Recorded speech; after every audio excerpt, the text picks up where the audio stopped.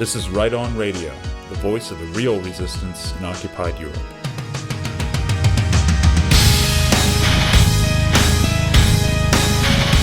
Welcome to Right On Radio. My name is Daniel Friberg, editor of righton.net, and I will be your host tonight, together with my co-host, John Morgan. Hello, John. Hello. Very nice to be here, as always. Yeah, and we're also, as usual, joined by Swedish political analyst and writer, Jonas Dier. Welcome, Jonas. Thank you, Daniel. It's nice to be here, as always. And the topic of today's program is the Globalist Assault on Hungary. And to discuss this topic, joining us today, we have Melissa Mészáros. Was that correctly pronounced? Yes, Thank you. It's great to meet everyone. That's good. I'll just give a brief introduction of you before we get started. Melissa is a concerned Hungarian-American woman who loves Hungary and wants to protect it from influences that seek to destroy its cultural foundations and identity. So after experiencing the insanity of the migrant crisis in Budapest last summer, she decided to make YouTube videos and subtitling various important speeches by Hungarian politicians so that Westerners could get a glimpse of what was really happening in Hungary. It's a pleasure to have you here, Melissa. Thank you very much for having me, and it's wonderful to meet you all. So to get the discussion started, we're going to have a really interesting discussion about Hungary, the migrant situation, the liberal assault on Hungary, and so forth. What kind of got you into this way of thinking and made you realize that something was really wrong when it came to I guess it must have been pretty obvious from an Hungarian viewpoint that the liberal Western media was not entirely truthful in their reports about Hungary. Well, absolutely. And I think I personally experienced it, and it started last year in February when at my workplace I noticed that lots of very strange people were showing up at the train station, sleeping there, and bothering locals and leaving lots of trash. And until then, or before then, I never paid that much attention to politics. But this was such a shocking and visceral experience and reality that you just couldn't ignore it. And when I read up on it a little bit, the mass media, of course, those were the articles that I was first linked to. Guardian and all of these other liberal papers, they painted an entirely different picture of what was happening. And it felt very strange to me because that's not what I was seeing. That's not what was actually happening.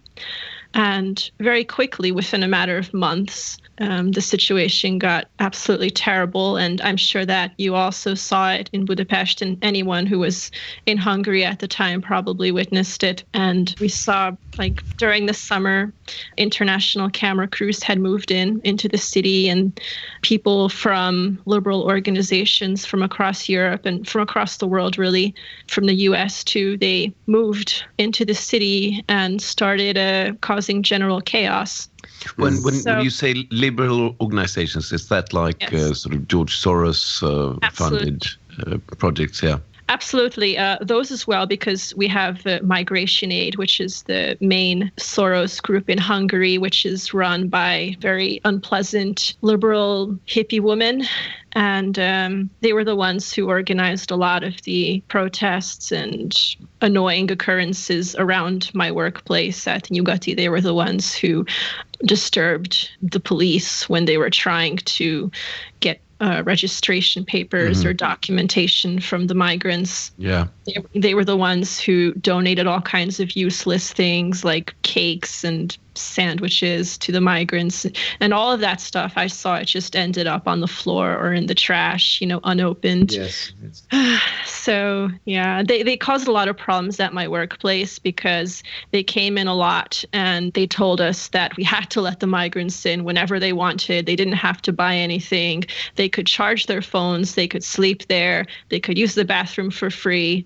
And we weren't really allowed to say anything because we were worried, I guess, we didn't know what was happening at that point. It was still complete chaos. So we didn't want to seem like we were bad people. but only until later did we realize that what was happening was really, really wrong. So yeah. Yeah, but this is often the case, isn't it? That you know, the kind of sort of spontaneous empathy that people have is being taken advantage of. Absolutely, and the thing with Hungarians is that they are nice people and they're very helpful as well, just like I imagine anyone in Western Europe is. But they have a bit of a harder life than Western Europeans, so they work a lot harder. And for that reason, when they saw the migrants coming in and sort of taking advantage of them, their instincts kicked in far more quickly than I guess other people's would have. They noticed that what was going on was detrimental to them and not good. So they woke up rather quickly. And certainly quicker than, say, the Germans or the Swedes that have been very much hit by this as well. Absolutely. Well, I imagine the reason is that, something, as Daniel and I know, because we've been living here for a couple of years, but, Hungarians still seem to have a sense of their own identity, whereas, of course, in Western Europe, people are taught that their national identity and traditions and so forth are actually something negative.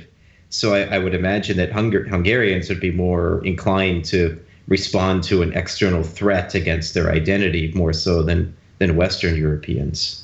Absolutely. And, March 15th, which is the national holiday, I'm sure that you have seen the cockades around the city and everything. Oh, yes. So I think it's different with Hungarians on the issue of national pride. They are extremely, extremely proud of Hungary still. And when they think about their historical figures, it fills them with happiness and joy, completely opposite from, I guess, what Western Europe experiences now. Especially Sweden, I would say. I mean, you even have like 3 national holidays, don't you? Yeah. And pretty much every block in central Budapest is named after some historical figure, which is very nice. Where there are some sort of plaque with a short explanation of who the person was and so forth, which kind of makes you feel the history, the presence of history all the time when you walk through the central parts of the city, which is a very, very nice initiative, I must say. Yes, and it's also important for these streets to have their names as they are currently, because in the past they were changed, of course, many times during communism. Almost all of the squares had different names. For example, there was even a square on Andrássy Avenue, and it was Adolf Hitler Square. Yes. Why would you change that? Okay, that's an exception. That was just a funny thing that I wanted to mention. But all the communists, they changed the names of the streets. So now that they changed them back, they have regained their original meaning, and Hungarians want to defend that. Mm-hmm. Okay, but they haven't changed that one back, the Adolf Hitler one.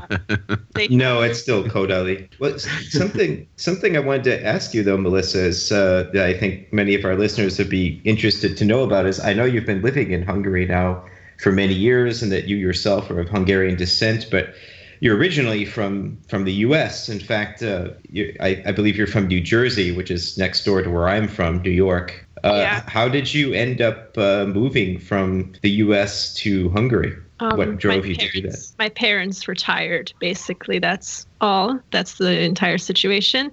My father, he moved in the late 70s to New York, and then he found a job at a Hungarian-owned factory in central New Jersey. And when he retired, he decided to move back because the retirement money was, well, I guess in the U.S. now it's pretty hard to live off of money that you get from retirement. But if you move to Hungary, you could live like a king, basically. And that's what they decided to do. Okay. Yeah, that makes sense. But your awakening, as it were, didn't come till after you were already here, I guess. Yeah, I always really loved Hungary. I would travel here when I was a child every summer, and I would spend months here. And I always had wonderful memories and emotions for it. but I also kind of had an American upbringing, and I went to a public school in New Jersey, lots of multiculturalism. So I was also I can imagine. I guess to some degree I was infected by that selfish mindset. And when I saw what was happening with the migrant crisis, I had to sort of eradicate that mindset. And basically that's what happened. And if I understand it correctly, you were kind of a leftist before, until recently, weren't you? Like a feminist leftist? Feminism to me, it meant being allowed to be selfish, right? Because you don't have to care, you're not responsible. And that's why I kind of felt that I was a feminist. I liked children. I wasn't really I wasn't for abortion, but I wanted people to just leave me alone, and that's why I agreed with the feminist perspective for a long time. And I think that's why a lot of women do as well, because they don't like being told what to do. They don't like being reminded of particular responsibilities to their communities. And feminism, it promotes that. And that's another thing that I had to change in my life. That's being very lucid, actually. I must say I'm impressed, because that's exactly what it's about. And that's why feminism has such an appeal to modern women, just because, just as you say, it does appeal to sort of really being selfish at the end of the day.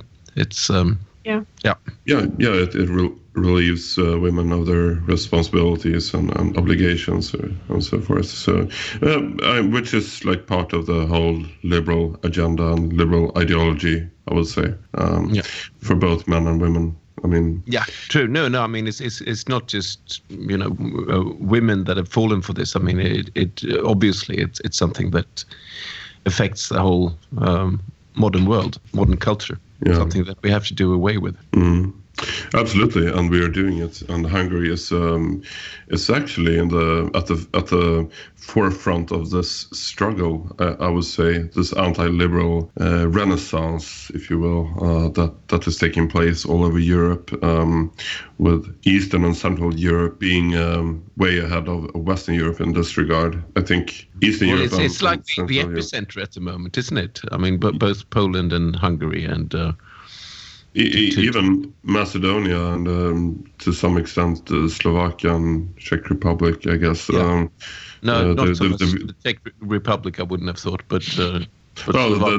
The Visegrad countries, they have some sort of agreement, and they are doing a kind of good job within the boundaries of the EU when it comes to protesting against this immigrant quotas and so forth. Or what do you think, Melissa? I am actually surprised at how successful the Visegrad has been, because there's a lot of historical negativity with our surrounding countries. And I'm also very pleased at how regular people seem to be extremely positive and willing to set aside these historical conflicts and work together to defend themselves against a much greater threat. I'm very, very hopeful that it will succeed. Yeah. Will you tell us what Visegrad is? Visegrad is it's a place as well. It's a small town of about 1,500 people, and it has an ancient castle on a hill, and it's in the north of Hungary, close to the border with Slovakia, and that's the historical name, I guess, and the name of this alliance that was created 25 years ago. They recently celebrated their 25th year anniversary. And it's an alliance between which countries? Poland, Slovakia, the Czech Republic, and Hungary. Right. Was that a test? No, not at all. I just think a lot of listeners might not be aware, so it's a good thing to. And I don't believe Jonas knew anything about that either. So it was not entirely. No, I didn't.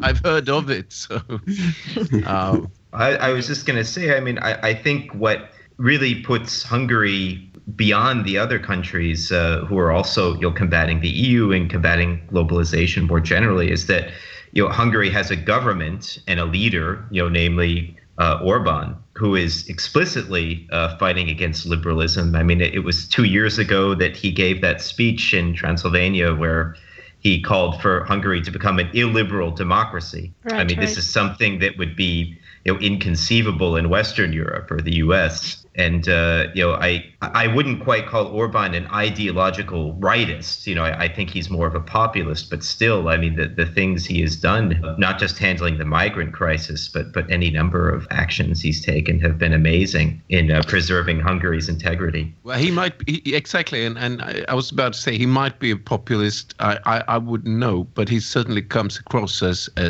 a person of integrity, nevertheless. Yes, and I think many people kind of underestimate the ideological basis that Fidesz actually has. I mean, as a party, they are quite ideological, and they have quite a lot of really good and good intellectuals and good ideologues, and they certainly know what is going on. I mean, they're not just pampering to the masses and trying to say whatever is popular. They actually have a long-term plan for Hungary. It's my impression after living here for 2 years. What is your take on that, Melissa? They absolutely do have a long-term plan to make Hungary better, to make Hungary return its prestige, I guess. And that's not only the goal of the government, but it's been a historical goal of the people itself. We've always wanted Hungary to be respected and brilliant and wonderful, and we have struggled, for centuries and centuries with occupations and, fighting back against whether it was the Ottomans or the Austrians, and it's a very deep-seated goal in the mind of every Hungarian to make their homeland as great as it can be. So for a government to have a plan like this, it's not special. It's completely natural, I think. Mm-hmm. Just out of curiosity, when you say that you struggled against the Austrians, is that regarded? Is that sort of Habsburg period regarded as a time of occupation in Absolutely. Right. Yeah. It is. I have met a few Hungarians who have a different take on that, but I think they're in the minority. Mm-hmm. Actually, my impression is that there is quite a big faction of Hungarian nationalists that are actually Habsburgers and wants to bring back the old glory of the Habsburg Empire and so forth. The monarchist traditionalists certainly do, because they see the Habsburg as the. Yeah. What do you think, Melissa? For example, Toroczkai László, the mayor of Ásotthalom, he's also a monarchist. He's attended many protests in the past trying to get the monarchy reinstated, and his vision of it is to have a kingless monarchy. So basically what happened before the First World War, that kind of situation. But yeah, I think it's in the minority. Not a lot of people agree with that. Mm.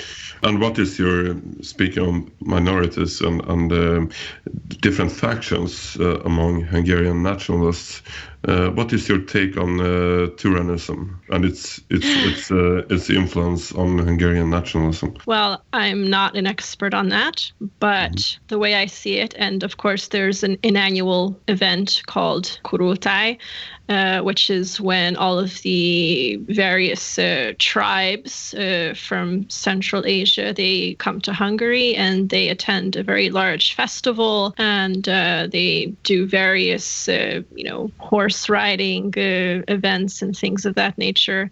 And I think, to me, this tyrannism is basically an acknowledgement that Hungary has unique roots, and they want to respect those roots from Asia. I'm not sure. Like I said, I'm not an expert on tyrannism, but a lot of people in Hungary, they do have a lot of respect for those pre-Christian times before Hungary adopted Christianity. They had their own pagan religion. It had its own mythology. It had its own writing system. And that's actually still taught in schools, not that much anymore, but it used to be taught in schools, the runic writing system.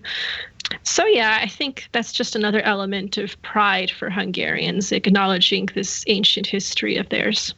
And probably something quite healthy, because it makes it strengthens the national identity of Hungary and makes Hungarians feel unique. Special, yeah. And the language is also, I would say, it's like a protective shield against liberalism, because it kind of protects the culture from outside influences a little bit, because it's very inaccessible for foreigners, and you always kind of dub the movies and so forth.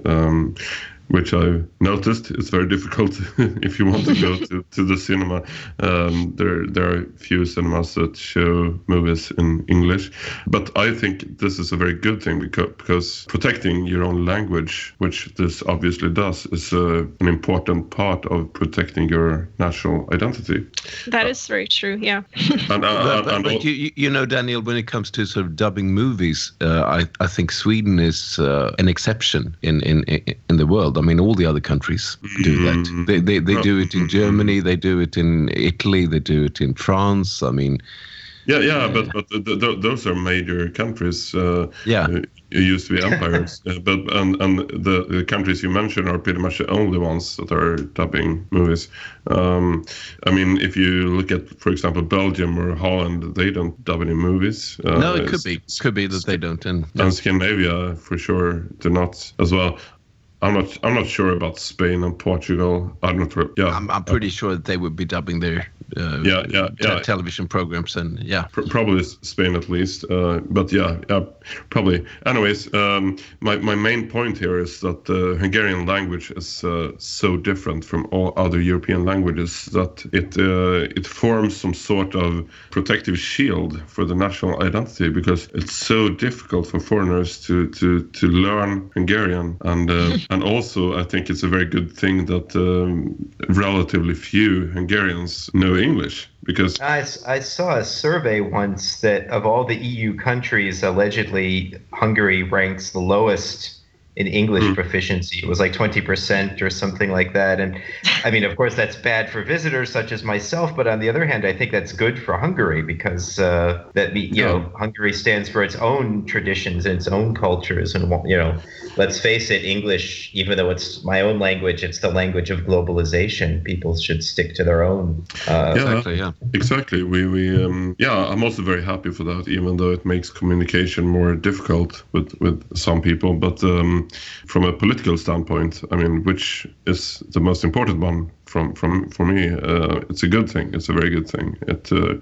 It's one of the many factors that can explain why Hungary has such a strong national identity and is so well guarded against this liberal leftist subversion that is going on all over Europe. Anyways, it's time for a music break now, and to honor Hungary, we're going to listen to a song by the famous nationalist Hungarian band Kárpátia, who actually won some sort of cultural prize, didn't they, Melissa?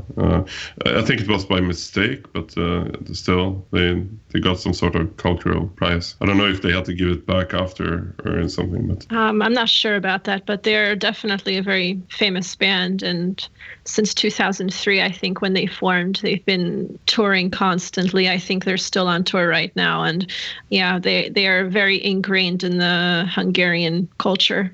They also perform at some of the Jobbik events. They usually go to Jobbik events, and lots of Jobbik members attend their concerts. And they play for audiences of like 10 or 20,000 or even 30,000 sometimes. I guess, which is quite impressive.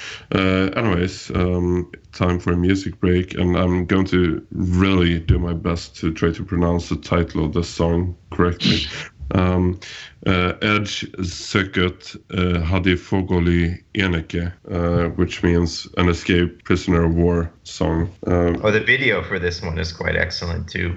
Yeah, look it up on YouTube. We'll put up a link in the show notes when we publish this podcast. How did I do, Melissa? Was the pronunciation okay? Probably not. Otherwise, you wouldn't have laughed. Maybe you can say it like it's supposed to be said. You said the last word perfectly. Éneke. Yes, that's exactly how you say it. So one out of 4 words were pronounced correctly. But how do you pronounce the entire title? Edge or edgy?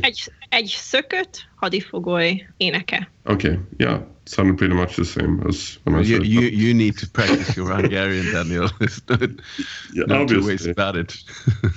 Anyways, let's not delay any further, and we'll have a 5-minute music break, and talk to you after the break.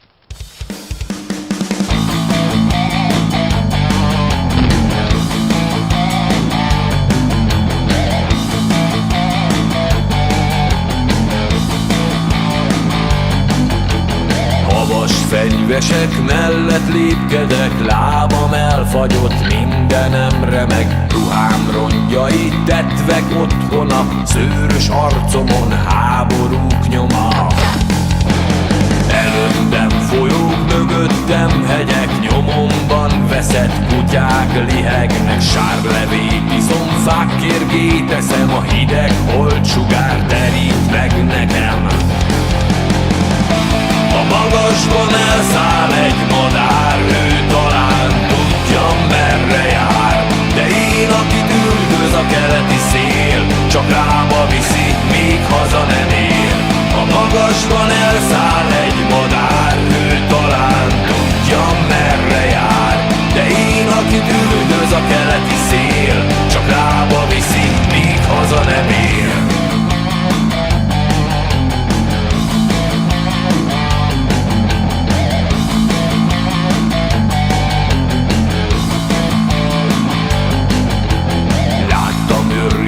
Csonttörő halált vitt magával, nőt és katonát, omló testüket jégvirág lepi, kezük görcsösen egymást öleli. A domb túloldalán géppisztoly kaszál, hangja szaggatott, gyilkos táncot jár. Földhöz lapulok, lassan kúszom egy hőhajtásnyira, már csak az otthon. A magasban elszáll egy madár, ő talán tudja merre jár, de én, akit üldöz a keleti szél, csak lába viszi, még haza nem ér. A magasban elszáll egy madár, ő talán tudja merre jár, de én, akit üldöz a keleti szél, csak lába viszi, még haza nem ér.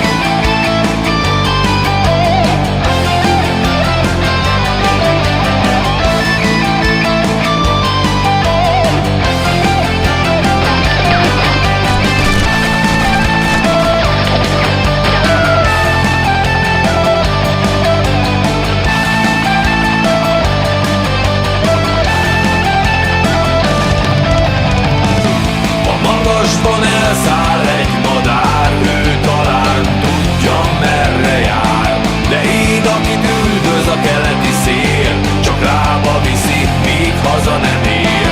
A magasban elszáll egy madár, ő talán tudja merre jár, de én, akit üldöz a keleti szél, csak lába viszi, míg haza nem ér. And there we are back from the music break, and I really hope you enjoyed the song as much as all of us did. To continue this highly interesting discussion, let's move on to one of my other questions for Melissa. One of the political figures that you've translated and subtitled several YouTube speeches with is Scholt Bayer, and we both went to his lecture last week, right. And it was very nice. It was some sort of panel discussion, quite interesting. one of his speeches, which I particularly liked, is the one about white genocide. Could you tell us a bit more about him and what he means to you politically? Sure. Well, in general, he's one of Hungary's most famous journalists and publicists. He's probably the most famous conservative voice. And he has his own radio show. He has his own TV show on Echo TV. And he also has a very active blog where he posts all of his little informal thoughts.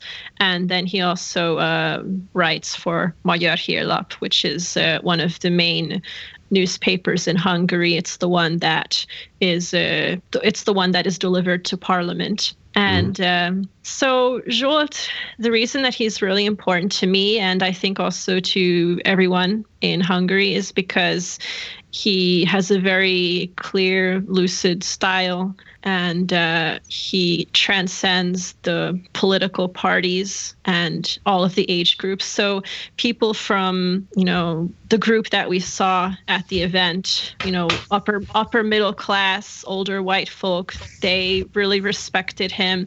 And then you also see younger people respect him. You see right-wingers who listen to him, and you even have liberals who actually really agree with what he's saying.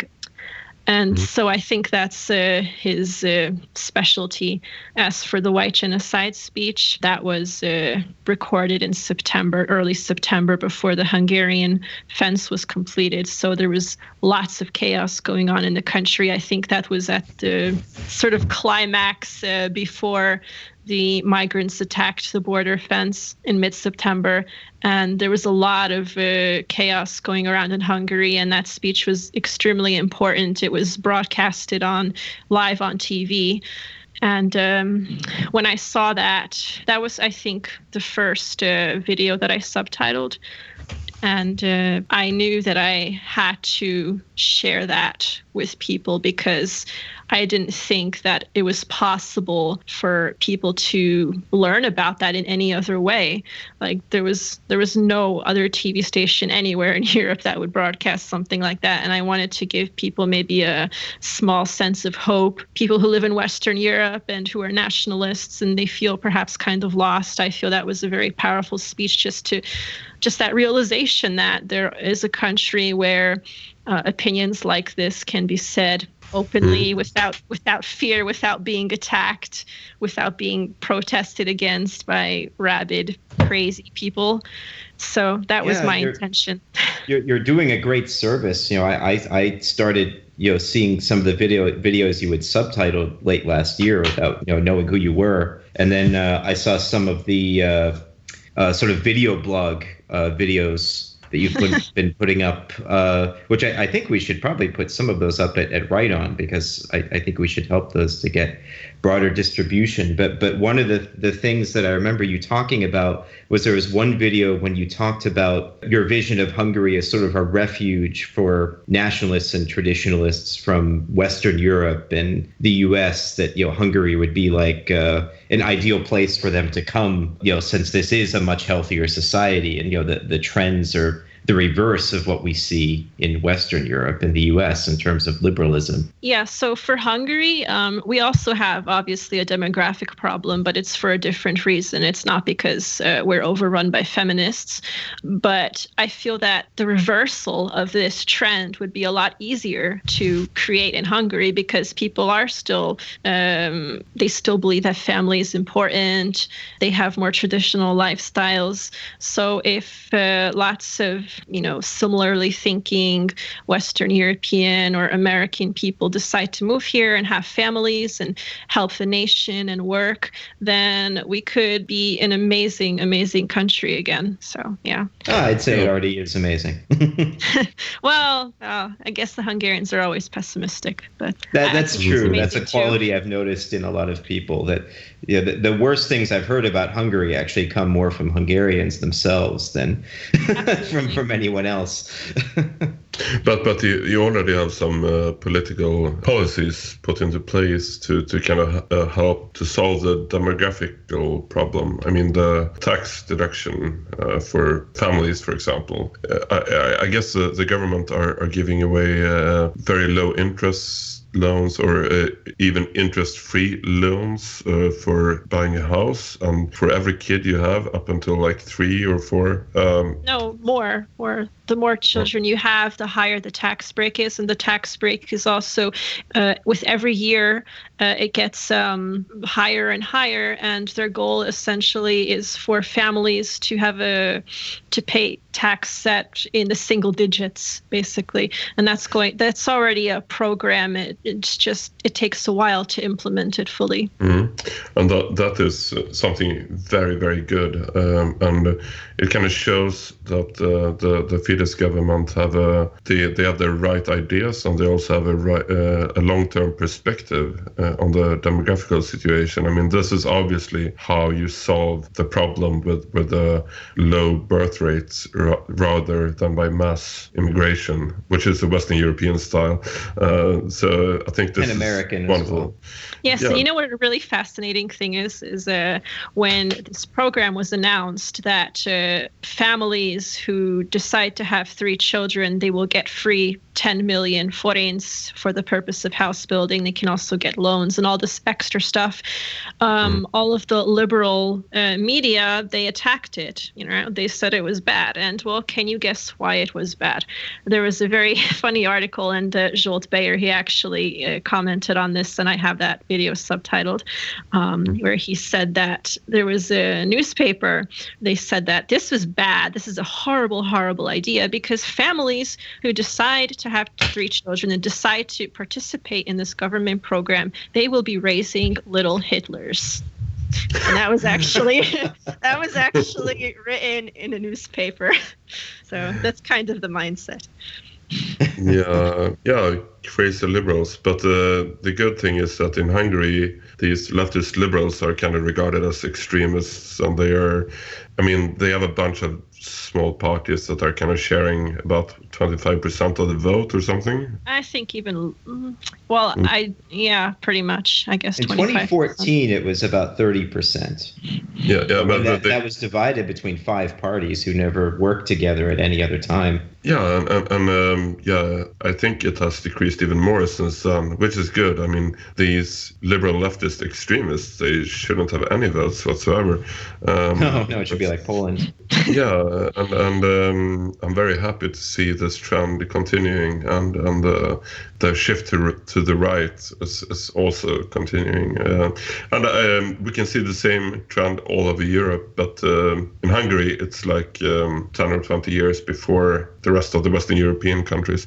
So this is for me, it actually gives me a lot of hope for Europe. What is your take on the liberal leftist parties? I mean, MSP is of course the biggest one, and they kind of went it kind of imploded after this scandal with Yorshine and his famous recording that leaked out. Yes, that will be celebrating its 10th year anniversary of, the riots in 2006. And I think it was actually a blessing that happened now, because since then the left has been completely shattered. Like, they have the MSP, they have voters, but they're mostly extremely old people who only care about getting more retirement benefits and stuff like that. The other liberal parties, they're just the typical liberals that you see in Western Europe, who just screech about everything, who just like to disrupt things. For example, there was recently, the Day of Honor when Hungarians commemorated the fallen German and Hungarian soldiers during the siege of Budapest in World War II. And the leftists, they wanted to protest this. However, there were so few of them, and most of them were actually from a certain ethnic group. And it was pretty funny. It was really funny seeing them, because it was on TV, and a reporter interviewed them about why they were there. And they looked so sad, they looked so depressed and lonely. It's like, oh God, they're just not able to do anything here in Hungary. And that's a really, really good thing, because they have entirely too much power in other countries. And in the summer, when they got recruits from Western Europe, they came here. That was really bad, because a lot of them went down to the Hungarian border and they started like hugging migrants and, giving them flowers and stuff. It's ridiculous. Thankfully, they're not here anymore. I don't know, they moved back to France, I guess, or Calais. So they caused a lot of trouble here, but just the Hungarian liberals, no, they're just annoying. They have no power or influence, really. What does MSP stand for? Is that the major socialist party or something? Is that a continuation of the yeah? Yes, the Hungarian Communist Party, right? Hungarian Socialist Party, basically. And they used to have a coalition partner called SDS, but that political party was completely destroyed in 2006 after Ferenc Gyurcsány's speech was leaked. Those guys were hardcore communists, and they're still around. They still publish articles, but they're not a political party anymore. Right. So, but I think, anyways, of course, this particular ethnic group is not that influential in Hungary, obviously, since everything seems to work in our favor here. But with one exception, which is actually a Hungarian-born, very evil. I think he's probably a vampire or something, because he simply won't die. I'm, of course, talking about George Soros. He looks like he's like 150 years old. He probably prolongs his life by drinking the blood of Christian babies or something.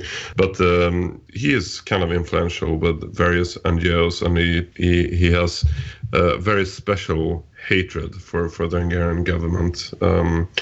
What is your opinion about him, Melissa? Well, yes, he does have groups that he funds here in Hungary. But they are under watch, and this pisses the U.S. government off incredibly. They've been trying to make the government take certain NGOs off of their blacklist. I'm not sure if they've succeeded. I think they succeeded with some of them. But yeah, so George Soros is there. The main group that he funds is Migration Aid, which I mentioned before. That's the one that is also listed on the website called Welcome to Europe, I think, which is, it was the website partner of this little pamphlet that was given to migrants, telling them how to come to Europe and who to contact and what to do. So Migration Aid was listed in this little pamphlet as well. And they caused a lot of trouble. They did protests in the summer. They got out onto the streets, maybe 1,000 people, but they still never managed to become very, very troublesome.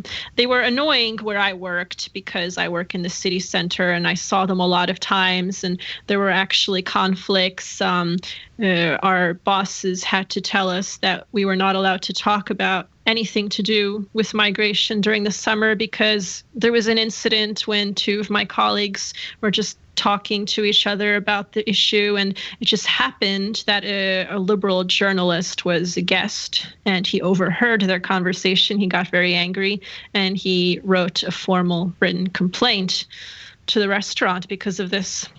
So yeah, as for George Soros, man, he really hates Orbán. Orbán actually used to be one of the people that he funded.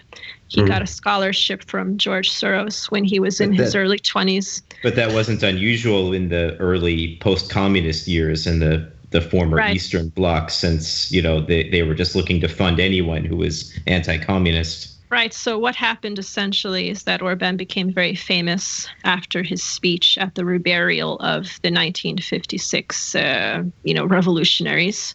He held a very famous speech, and then George Soros noticed this, I suppose. And I guess he saw potential in him. And that's what he does, basically. He sees potential in people who might cause a lot of, not turmoil, but change. And then he funds them. He tries to get them on his side while they're young. So I guess he did this with Orbán too. He sent him to Cambridge University, but Orbán only spent 4 months there. He returned to Hungary, and he was then voted into parliament And that's when he started his political career. Since then, they've hated each other. And, well, obviously, I don't know the specifics, but I guess we've seen over the summer the articles that Soros wrote about Orbán, and we also saw his responses to these articles. Yeah, I'm not sure how influential Soros is in other countries, but I see that he's kind of focused on the US right now, recently funding those very interesting protests against Donald Trump. Yeah, so I guess maybe he's paying attention. He put like $15 million into his anti-Trump campaign. His tendrils are everywhere. Yeah, but something I've noticed about him, and I'm actually going to talk about him with a Macedonian TV station. It's actually the Macedonian state television this evening. They're doing a documentary about Soros, and I'm going to participate in that. But one of the things I'm going to talk about is how he kind of focuses on all the countries that used to be part of the former East Bloc. I mean, these new economies, former communist countries that suddenly transformed into like liberal capitalist economies. And he is very active in pretty much all of these. I mean, all the way from Central Asia. I mean, Georgia, for example, and all the turmoil that's been going on there. He's been very much involved in that. And we have, of course, Euromaidan in Ukraine, which... That was the main event. Yeah. Yeah. That was a major event. And the previous Orange Revolution there as well, which was also funded by Soros.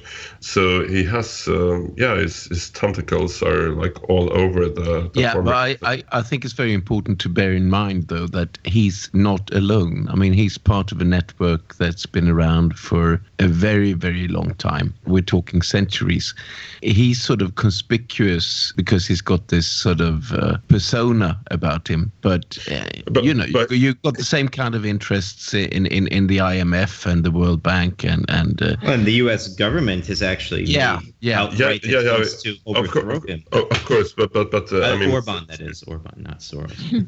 but I mean Soros is one of the key players, definitely, and he has this huge network of NGOs that are either directly controlled by him or mostly funded by him. No, I agree. Including Femen, which is a horrible, evil feminist organization that is like attacking tradition all over Europe and so forth. So he's obviously a very evil person that's totally anti-European. Absolutely, but we're dealing with a kind of an evil structure here as well. I mean, he's not sort of like the Lex Luthor of evil leftism or modernism. You've got a lot of other people that are quite as powerful, but they prefer to really work in the shadows. Yeah, where they belong. But he's part of a globalist elite that have this that has this very, very destructive vision of the world, how they want to kind of reform the world, and build this global village and so forth, and that is why Soros is always working with subversive activities to overthrow pretty much every national conservative government in any country, basically, and because they are a hindrance on the way of accomplishing that. That's the most blatant example of this was, for listeners who don't know, because I don't think this was publicized much outside of Hungary, or certainly not Europe, was that in November and December of 2014, there was this sort of, they claimed it was a populist uprising. Some journalists are even calling it the Hungarian-Maidan. It started out as a protest against a proposed internet tax, and then it kind of grew into more of an anti-Fidesz, anti-Orbán movement. Although I went out to to one of their demonstrations at the parliament, and it was only a small group of maybe a few hundred people who were trying to be very loud, but didn't seem to me like they really had that much support. And the American ambassador at the time, who I think was Andre Goodfriend, he was a real bastard.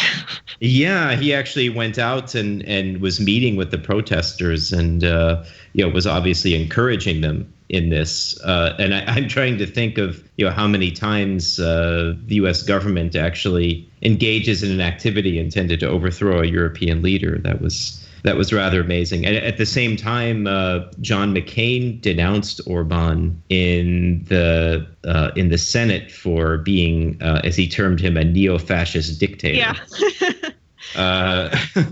Which, of course, the other thing that annoys the U.S. isn't just Orban's domestic policies, but also his closeness to Vladimir Putin and to Russia, which, really peeves the U.S. government. Well, yeah, they're trying to protest now, too. And anytime there's a small issue, they will try to instantly blow it up. I'm talking about, the George Soros groups. They will try to blow it up into an anti-government protest.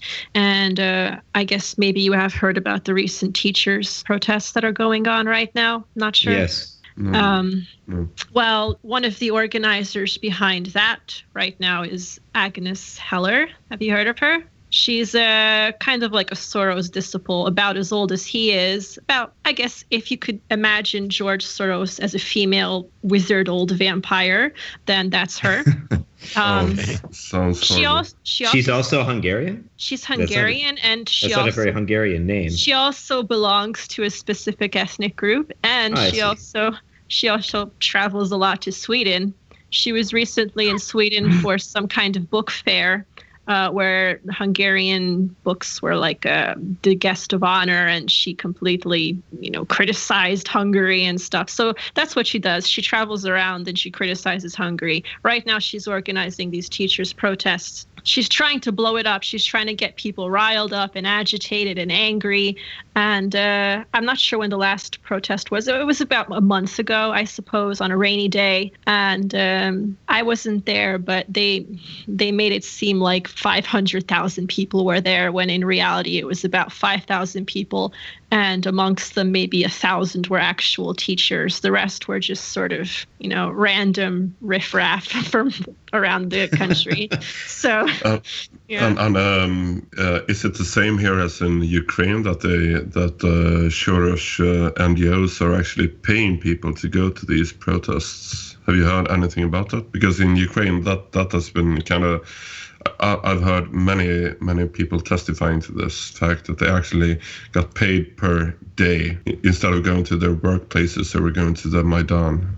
Otherwise, it would have been impossible, basically, because right. What would these people live off? For these, I'm not sure exactly how long this protest lasted, but it lasted for quite a long time, and obviously, you need to get some sort of funding for being able to be there every day and protesting instead of working as a normal human being.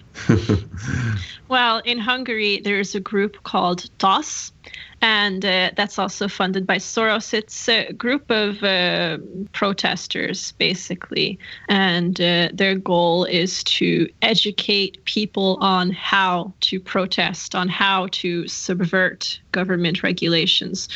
For example, with the teachers' protests, they're also involved in this. They wrote up pamphlets and gave them out to teachers on how they can protest and sort of not get arrested.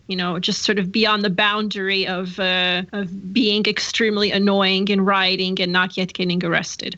So they also gave them suggestions on what to do. For example, tomorrow, I think there's going to be another protest in relation to this. So we should definitely look out for that. One of the suggestions they made was to make, to decorate all the monuments and Hungarian statues with their little teachers' protest symbol, which is the, how do you call it? The little square symboled banner or whatever. And it's also also very interesting in relation to this, how these protests are always on national holidays. The last one, they did it in October. On October 23rd, they also had a protest that only gathered about 100 people. But they always do it on the national holidays, almost as if they're trying to like insult the actual meaning of the holiday. And I don't know if they do this intentionally, because I know that one of Soros's intentions is obviously to make people sort of deny their culture and turn against their history and stuff. Maybe that's just an element of it. I'm not sure.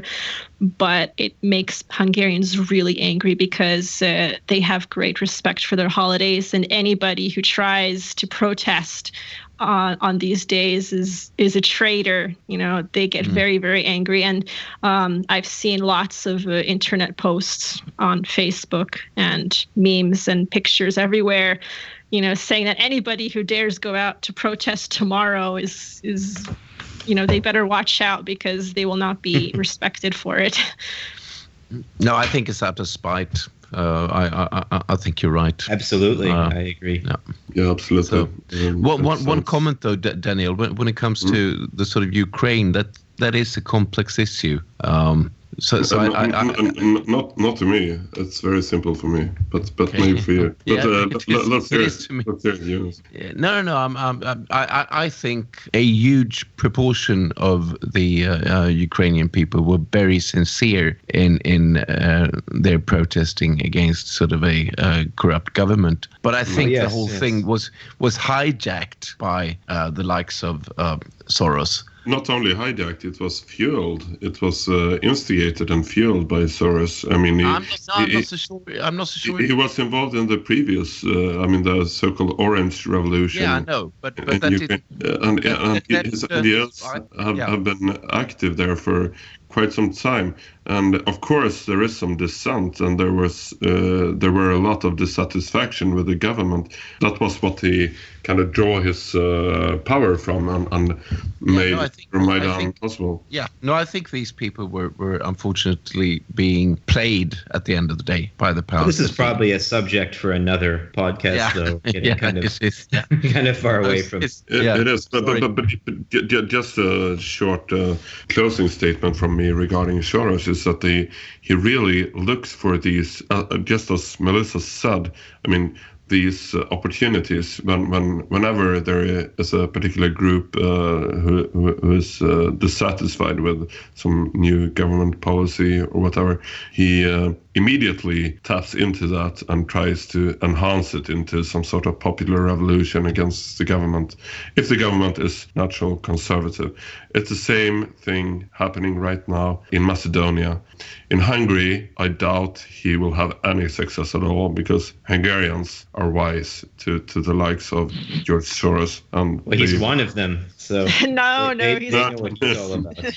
He's not Hungarian, so no. Well, no, I mean, he's from Hungary, so I think they can identify his type quite easily. They're more familiar with him. They're very familiar with his methods. So, yeah. Yeah, exactly. And is it true that he, during the later part of the Second World War, actually collected lists of Jews, of his fellow people, actually, and sold them out to the Arrow Cross movement for deportation? I've heard some rumors about this. What motivation would he have for that?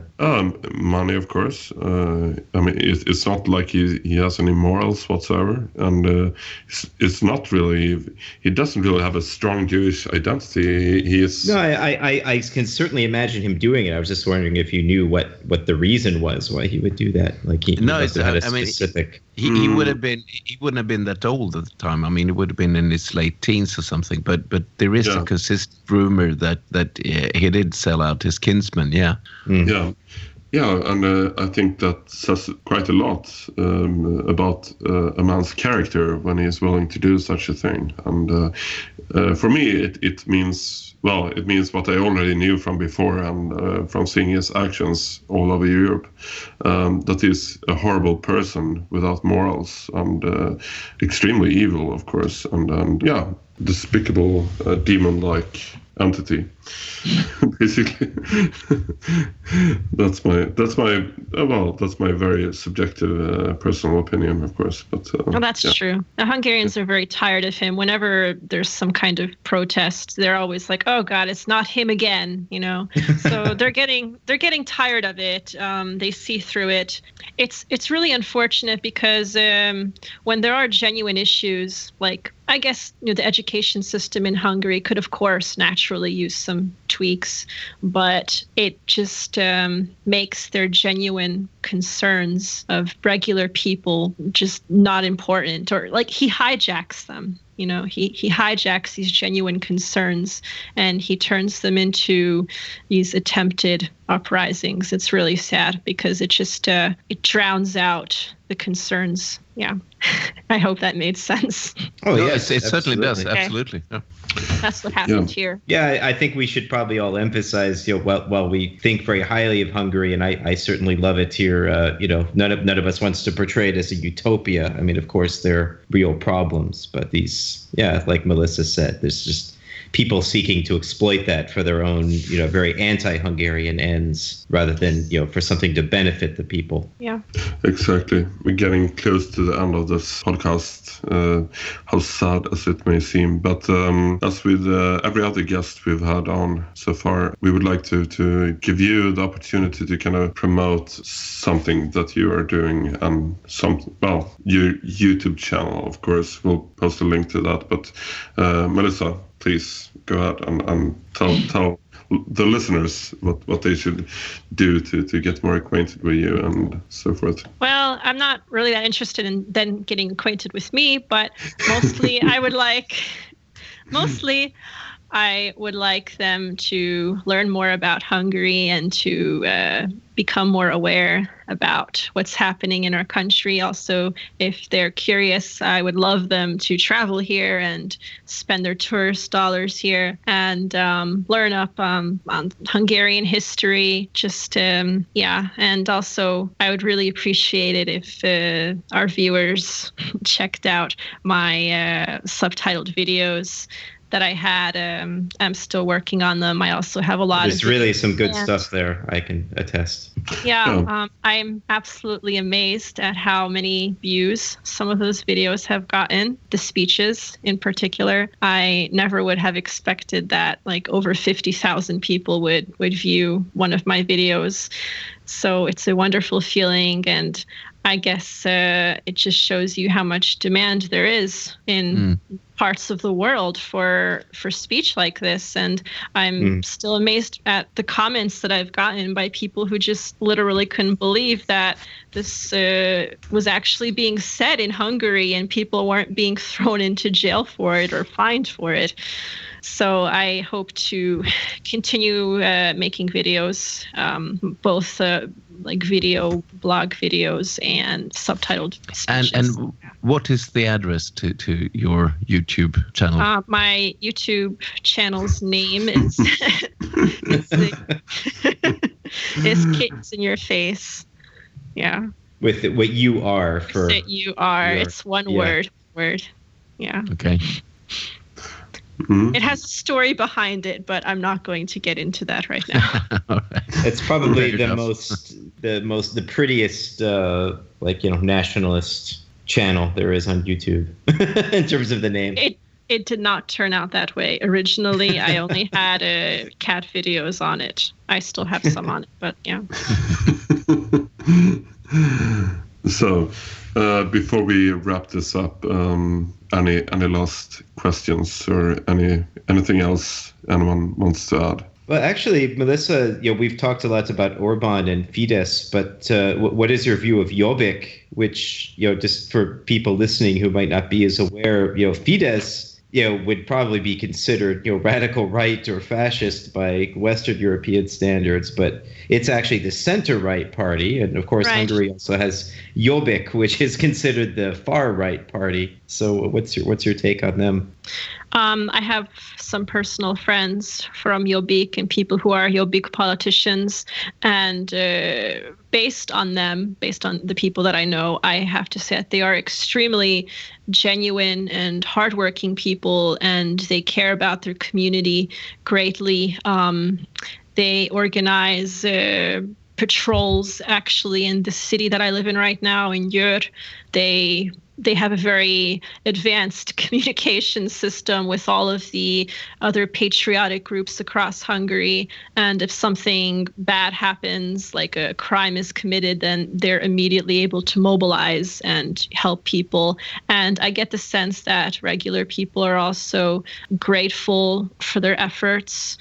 They care a lot about security, and they help police work a lot of times. So this is just based on personal experience. Otherwise, I don't agree with all of their policies, of course, and I feel that sometimes they're trying to change their message because they're worried about the labels of being, called Nazis. And also I feel that if they ever do get stronger, they're going to have an extremely difficult time fitting into Europe, because I don't really think they're going to be allowed to govern the way that they really want, because there's going to be so much opposition to them. Well, I think that the situation is still good because you have Fidesz in the middle, and then you have Jobbik kind of pulling from the right, and it kind of forces Fidesz, I think, to remain on the right rather than to get sucked the other way. And I've read that in 2010, Jobbik announced a 10-point program for what they would do if they came to power. And the last time I checked, Fidesz had actually enacted 8 of the 10 points. Yes, so that's a good. It's not a huge difference. They like to mention their little 10-point plan. Whenever Fidesz does something, Jobbik, they're like, yes, once again, Fidesz have taken another one of our ideas. You see that we are actually the best ones, and Fidesz is just stealing our ideas. You should vote for us for this reason. But I like Jobbik also because when Fidesz genuinely does something good, like, for example, last year when they implemented this family benefit system, Jobbik, they completely honestly, congratulated them. It was unsarcastic. They were very happy and they supported it. So they're definitely capable of putting aside party politics and working together. The leftists, however, are completely incapable of working together with Fidesz or Jobbik. I think Gyurcsány, I read an article recently, like last week, where he actually called on the leftist parties to boycott the parliament because of certain policies that Fidesz was trying to implement recently. That's kind of their mentality. They're just completely ridiculous at this point. And at any point, actually, the leftists are always ridiculous. But anyways, it's been great to have you on our show, Melissa. We're very thankful for that. And yes, thank you. Oh, thank you. I'm so happy to meet you all, and I hope that maybe someday we can, get together again and talk more about subjects like this. Absolutely. Yeah. We will, for sure. And okay. Thank you, and have a nice day, everyone.